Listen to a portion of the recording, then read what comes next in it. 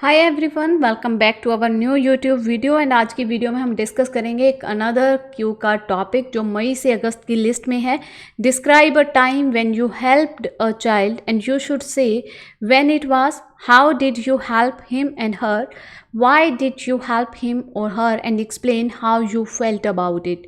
आपको एक ऐसा टाइम बताना है जब आपने किसी एक बच्चे की हेल्प की हो और आपको क्लूज दिए हुए हैं कि when, how, why and how you felt, कि कब था, कैसे, क्यों हेल्प की और आपकी क्या फीलिंग, क्या एक्सप्रेशन थे आपके उस टाइम पे, वो सब आपको इस क्यू कार्ड में अरेंज करना है और एक क्यू कार्ड बोलना है आपको लगातार 2 मिनट। सो सबसे इम्पोर्टेंट टिप क्या है क्यू कार्ड प्रिपेयर करते हुए, कि आपको जितना नेचुरल हो सके उतना रहना है और जितना नेचुरली आप स्पीक कर सकते हो उतना करना है। कोई मेमोराइज करके आइडियाज़ आपको नहीं बोलने, और ये बहुत ही ईजी क्यू कार्ड है, इससे रिलेटेड आपको बहुत सारे आइडियाज़ मिल जाएंगे।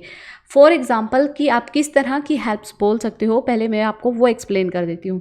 आप बोल सकते हो कि किसी स्टूडेंट की आपने एकेडमिक स्टडीज़ में यानी कि हेल्प की हो, एजुकेशन में, किसी स्टूडेंट की या किसी चाइल्ड की आपने हेल्प की हो, उसका टॉय टूट गया हो, आपने उस टॉय को जोड़ने में उसकी हेल्प की हो, या किसी बच्चे ने अपने खिलौने बिखेर दिए उसको अरेंज करने में उसकी हेल्प की, किसी को रोड क्रॉस करवाने में हेल्प की, किसी को आपने लिफ्ट दिया। तो बहुत सारे आइडियाज़ हैं जिनके ऊपर आप बोल सकते हो, बट इस सिंपल आंसर में सबसे इजी और सबसे कूल आइडिया आपके लिए लेकर आए हैं हम आज।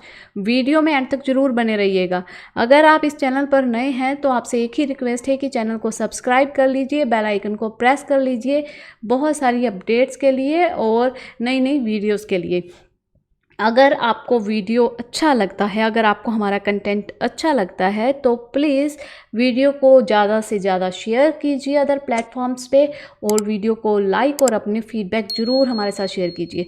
चलिए without wasting any time video को स्टार्ट करते हैं। Hi, this is Manpreet and you are watching isles fever channel.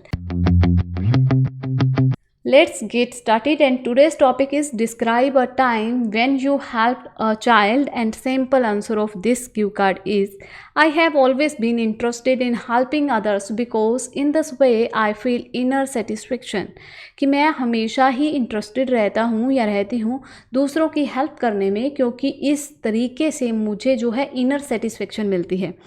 Fortunately, I have received the assistance of many types and have also provided it to many people as I believe it is a contagious act। कि मैं अपने आप को खुशकिस्मत मानता हूँ कि मुझे बहुत सारी हेल्प रिसीव हुई है बहुत टाइप की, और मैंने लोगों को प्रोवाइड भी की है सेम, क्योंकि मुझे ऐसा लगता है कि ये कंटेजिनियस एक्ट है। कंटेजिनियस एक्ट कोई ऐसी एक्टिविटी जो करने पर फैलती है, यानी कि अगर आप किसी की हेल्प कर रहे हो तो वो अगला पर्सन किसी और की हेल्प करेगा, तो ये फैलता ही जा रहा है। इस तरह से आप इसे ले सकते हैं। However, I would like to share one incidence when I help a school going child. यहाँ पर मैं एक इंसिडेंस आपके साथ शेयर करना चाहती हूँ या चाहता हूँ, जब मैंने एक स्कूल गोइंग चाइल्ड की हेल्प की थी। अ ईयर बैक, एक साल पहले की बात है। I visited a renowned school in my city to meet my friend Aarav. मैंने एक रिनॉयड स्कूल में विजिट किया था अपने फ्रेंड आरव को मिलने के लिए, who was working as a teacher in that school, जो उस स्कूल में एक टीचर की जॉब कर रहा था। At that time, I helped a child who was in dire need of money to pay his school fee। उस time पर मैंने एक बच्चे की हेल्प की थी जिसे बहुत ज़्यादा ज़रूरत थी पैसे की अपनी स्कूल फीस भरने के लिए। डायर नीड मतलब बहुत ज़्यादा ज़रूरत होना। I am honest with you, although I assisted many children in different ways, but never gave any financial support to anyone. मैं यहाँ पर आपके साथ ट्रूली ऑनेस्ट आपको बताना चाहता हूँ या चाहती हूँ कि हालांकि मैंने बहुत सारे बच्चों की डिफरेंट वे में हेल्प की है, बट मैंने कभी भी किसी की फाइनेंशियल सपोर्ट नहीं की थी। बट दिस चाइल्ड राघव, उस बच्चे का नाम बताया यहाँ पर कि this child Raghav took my all attention, but Raghav ने मेरी सारी अटेंशन ले ली। Let me explain to you the whole story. मैं आपको पूरी स्टोरी सुनाती हूँ, यानी कि हम कुछ इंटरेस्टिंग ऐड करते जा रहे हैं ताकि एग्जामिनर का जो है वो स्टोरी सुनने के लिए जो है वो कंटिन्यू रहे हमारे साथ। Actually I was talking with my friend Aarav, then all of the sudden I saw a child who entered the principal office with a happy face but came out gloomy. Actually हुआ क्या था कि मैं अपने friend Aarav के साथ बात कर रहा था या कर रही थी। ऑल ऑफ सडन यानी कि अचानक से मैंने एक बच्चे को देखा जो प्रिंसिपल ऑफिस में एंटर हुआ, हैप्पी फेस के साथ, बहुत खुश था, बट केम आउट ग्लूमी। जब वो वापस आया तो वो सैड था। ग्लूमी होता है कि बहुत सैड होना, डिसअपॉइंटेड होना, सैड फेस होना, ठीक है। And holding a piece of paper in his hand, और उसके हाथ में एक पेपर था।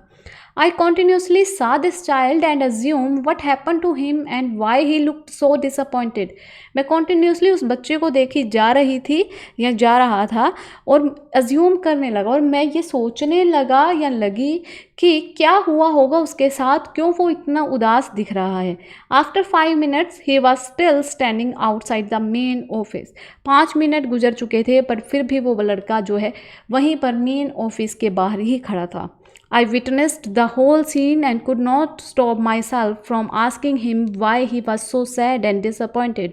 मैं इस पूरे सीन का जो है विटनेस था, मतलब आँखों से मैंने ये सारा सीन देखा था और मैं अपने आप को रोक नहीं पाया या पाई ये पूछने के लिए कि आप इतने उदास क्यों हो, आप इतने डिसअपॉइंटेड क्यों हो। At that time he told me that he had received a notice from school management to deposit the outstanding fees prior to the final exam. तो उसने मुझे बताया कि उसे एक नोटिस मिला है स्कूल मैनेजमेंट की तरफ से कि अपनी जो पिछली फ़ीस है, आउटस्टैंडिंग फ़ीस यानी कि आपकी जो पेंडिंग फ़ीस है वो आपको फिल करनी है, डिपॉजिट करनी है। डिपॉजिट यानी कि जमा करना, एंड प्रायर टू यानी कि बिफोर, अपने फाइनल एग्ज़ाम से पहले आपको वो फिल करनी है। else they would not allow him to sit in the examination hall. अगर ऐसा नहीं करता वो तो उसे वो बैठने नहीं देंगे एग्जामिनेशन हॉल में। After saying this, he started crying and said he had no money to pay the school fees. ये कहने के बाद वो रोने लगा और उसने कहा कि उसके पास कोई पैसा नहीं है स्कूल की फ़ीस भरने के लिए। The fact is that, fact क्या था एक्चुअल में, he is from a needy family, कि वो एक नीडी फैमिली से था, यानी कि बहुत पुअर फैमिली से था। And somehow his father manage his school expenses, और किसी तरह से उसके फादर जो है वो उसके स्कूल के खर्चे, बुक्स, उसकी फ़ीस वो मैनेज कर रहे थे।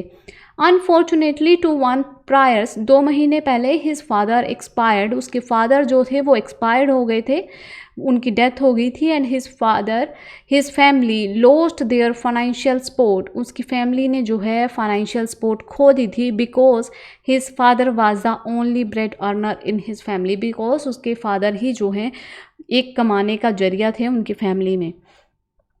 To hear this, I really got emotional because I did not want to see him down in the dump. Down in the dump एक फ्रेज़ है जिसका मतलब होता है कि किसी पर्सन को ऐसे ही आप सैड नहीं छोड़ना देना चाहते, ऐसे ही उसे उस मुसीबत में नहीं छोड़ना चाहते।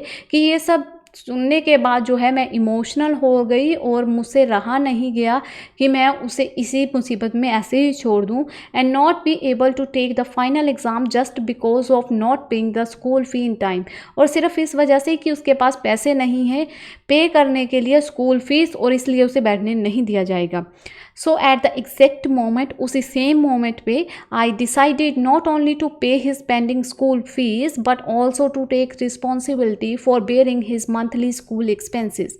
तो उसी टाइम पर मैंने एक डिसीज़न लिया कि ना सिर्फ मैं उसकी पेंडिंग स्कूल फीस फिल करूँगी बट उसकी रिस्पॉन्सिबिलिटी भी ली कि मंथली जो उसके स्कूल के एक्सपेंस होंगे, जो उसका स्कूल की पेमेंट होगी वो मैं करूँगी पे। ठीक है। The main reason behind taking this step as he was a brilliant student in academic and extra curricular activities. उसका मेन रीज़न क्या था ये डिसीज़न लेने का, कि वो जो है एक्सीलेंट स्टूडेंट है, वो ब्रिलियंट है एकेडमिक में भी और एक्स्ट्रा करिकुलर एक्टिविटीज़ में भी। He and his family thanked and blessed me again and again for this kind help. उसने और उसकी फैमिली ने मुझे बहुत बार थैंक यू किया और मुझे आशीर्वाद भी दिया। I felt a sense of well-being when I helped that child, as children are our nation's future. मुझे उस टाइम पर एक अच्छापन सा महसूस हुआ, मुझे उस टाइम पर एक ऐसा सेटिस्फेक्शन मिली, इनर सेटिस्फेक्शन, सेल्फ सेटिस्फेक्शन मिली कि मैंने उस चाइल्ड की हेल्प की, क्योंकि बच्चे जो हैं हमारे देश का भविष्य हैं। I believe people should come forward to help others as it gives everyone self satisfaction and a sense of purpose। मैं ऐसी मानती हूँ कि लोगों को आगे आना चाहिए दूसरों की हेल्प करने के लिए, क्योंकि एवरीवन जो है उससे उन्हें क्या मिलेगा, self satisfaction plus a sense of purpose. So that was a time when I helped a child. So ये वो टाइम था जब मैंने एक बच्चे की हेल्प की थी। आई होप कि पूरी स्टोरी आपको समझ आ गई होगी और बहुत इजी है इसको प्रिपेयर करना, तो आप इसे आइडिया से प्रिपेयर कर सकते हो। अब हम डिस्कस करते हैं इसके फॉलोअप्स। एंड फर्स्ट क्वेश्चन है, how do people usually help each other. किस तरह से लोग जो हैं एक दूसरे की हेल्प करते हैं। And answer of this question is, people help one another in a lot of ways, it depends on the situations। वो बहुत तरीक़ों से हेल्प करते हैं और ये सिचुएशन टू सिचुएशन जो है डिपेंड करता है। Even a little help can be a huge thing for someone who need it. Even कि एक छोटी सी हेल्प भी एक बहुत बड़ी चीज़ बन सकती है उस पर्सन के लिए जिसे उस चीज़ की बहुत ज़्यादा ज़रूरत है। For instance, they help them locate accommodation, find jobs and solve their personal and professional problems। कुछ लोग जो हैं वो किस तरह से हेल्प करते हैं कि अगर आप घर ढूंढ रहे हो तो आपका घर ढूंढने में हेल्प कर देंगे, जॉब ढूंढने में, उनकी पर्सनल और प्रोफेशनल प्रॉब्लम्स को सॉल्व करने में हेल्प करते हैं। Apart from that, sometimes people help others by providing them financial support when people are really in dire need। कई बार लोग जो हैं उन्हें फाइनेंशियल सपोर्ट, पैसा देकर सपोर्ट करते हैं जब उन्हें पैसों की ज़रूरत होती है। Another form of helping is just getting in on the task, like helping push a car, helping carry some groceries, helping someone cross the road and stuff like that। कि कई बार कुछ ऐसे टास्क भी होते हैं जो छोटे होते हैं बट हेल्प करने में लोग यूज़ करते हैं, जैसे कि किसी कार को धक्का लगाना हो गया, या फिर आप कह दीजिए कि कोई ग्रोसरी है उसके बैग को कैरी करना, या रोड क्रॉस करने में हेल्प करना, या बहुत सारे ऐसे और भी स्टफ़ हैं। नेक्स्ट क्वेश्चन है, what do you think should parents teach helping others to their children. आपको क्या लगता है कि पेरेंट्स को ये सिखाना चाहिए कि दूसरों की हेल्प की जाए अपने बच्चों को। An answer of this question is yes, definitely। Helping others is the best trait that parents should teach their children। yes, definitely सिखाना चाहिए और ये बेस्ट क्वालिटी है जो पेरेंट्स को अपने बच्चों को सिखानी चाहिए। Because in this way it will not only give them self satisfaction but also help to make them a better human being। इस तरीके से ना सिर्फ उन्हें जो है सेल्फ सेटिस्फेक्शन मिलेगी बट ऑल्सो ये हेल्प करेगी उन्हें एक अच्छा ह्यूमन बींग बनने में, एक अच्छा सिटीज़न बनने में। To add to it, if they help others they will receive support from others as it is a contagious act. अगर वो दूसरों की हेल्प करेंगे तो उन्हें डेफिनेटली दूसरों से भी वैसे ही हेल्प और सपोर्ट मिलेगी, क्योंकि ये कंटेजिनियस एक्ट है। लास्ट क्वेश्चन है, do you think people nowadays do better work like help than in past. क्या आपको लगता है कि आजकल लोग जो है ज़्यादा अच्छा काम करते हैं comparison to past. Well, to some extent, I can say people are helpful or do good work. Otherwise, nowadays, every person seek their own profit।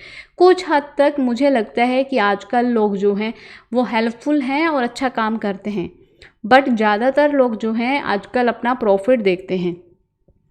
Still, some people are really good by heart and have to believe in humanity। फिर भी कुछ ऐसे लोग हैं जो by heart जो हैं अच्छे हैं और वो ह्यूमनिटी में बिलीव करते हैं। In fact they choose different way to help others such as crowd funding and online mediums. उन्होंने डिफरेंट वेज फाइंड आउट किए हुए हैं दूसरों की हेल्प करने के लिए, जैसे crowd funding and online mediums. In contrast, in the past people were always ready to help others.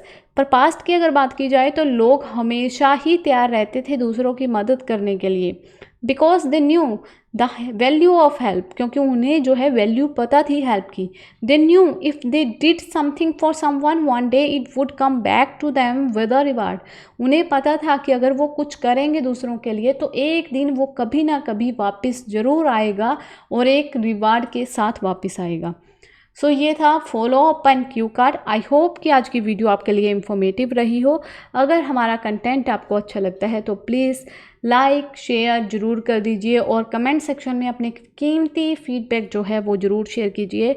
और साथ ही आप हमें कमेंट सेक्शन में ये भी बता सकते हैं कि इस क्यू कार्ड को लेकर आपके दिमाग में क्या ऐसा आइडिया है जो हमको प्रिपेयर करना चाहिए था या करना चाहिए, क्योंकि हर पर्सन का, हर स्टूडेंट का अपना एक डिफरेंट आइडिया होगा।